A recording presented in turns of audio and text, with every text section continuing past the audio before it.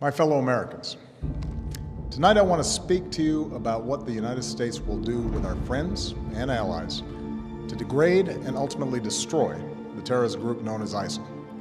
ISIL is a threat to this country, to our interests. Obviously, Prime Minister Cameron of Great Britain made that pretty clear a couple of days ago. The President of the United States has said that they are a threat. The Attorney General of the United States has said it in similar language. The Secretary of Homeland Security, Director of National Intelligence. So these are very real threats. Or if they weren't real threats, the President wouldn't be saying, giving us permission. At this moment, the greatest threats come from the Middle East and North Africa, where radical groups exploit grievances for their own gain.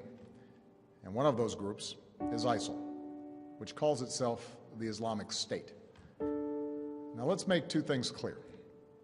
ISIL is not Islamic. No religion condones the killing of innocents, and the vast majority of ISIL's victims have been Muslim. And ISIL is certainly not a state.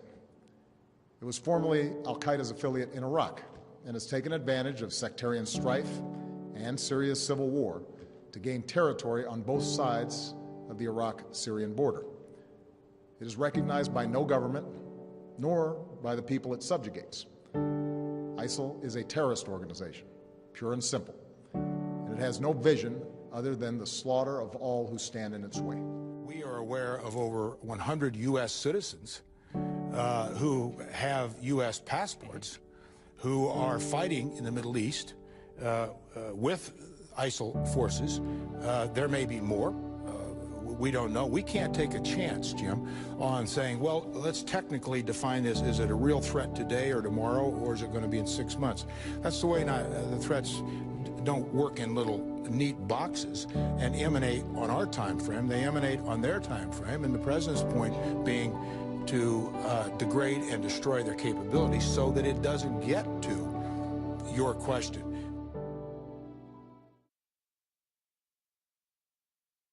But here are 3 reasons we should not be fighting ISIS in the Middle East. And any time we take military action, there are risks involved. War hawks such as Senator Dianne Feinstein claim that the threat ISIS poses cannot be overstated. That is itself an overstatement. The FBI and Homeland Security both say ISIS isn't a credible threat to the American homeland. The group may be great at using social media to exaggerate its power, but estimates of its troop strength range between 10,000 and 30,000, and most analysts talk about a core group of just a few thousand fighters. And any time we take military action, there are risks involved. ISIS controls territory inside Iraq and Syria, but even President Obama concedes that ISIS does not currently pose a threat beyond that region. Iraq and Syria and their neighbors, including Turkey, Iran, Saudi Arabia, Jordan, and the Kurds, are the ones that must deal with this problem. Iraq's army already has more than 250,000 U.S.-trained troops, the Peshmerga almost as many. Iran's active forces number over 500,000. And any time we take military action, there are risks involved. In announcing bombing runs and sending more American soldiers to the Middle East, President Obama not only failed to call for congressional authorization, he neglected to discuss any sort of exit strategy. That's a prerequisite for any responsible war plan.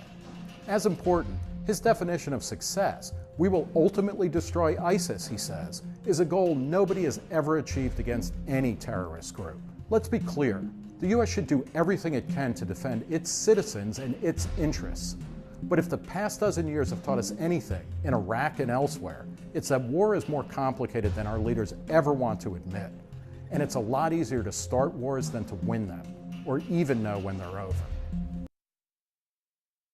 The ISIS do not represent Islam or any Muslim. Because it's totally un-Islamic. Because they're killing innocent people. Because you're unjust.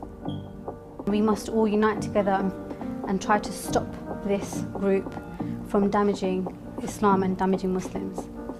Not in my name. Because your leader is a liar. Because your actions do not represent the actions of the rightly guided companions.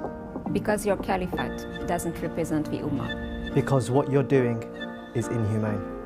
Because you abuse heart and minds. Because you have no compassion. Because my religion promotes tolerance for women, and you have no respect for women.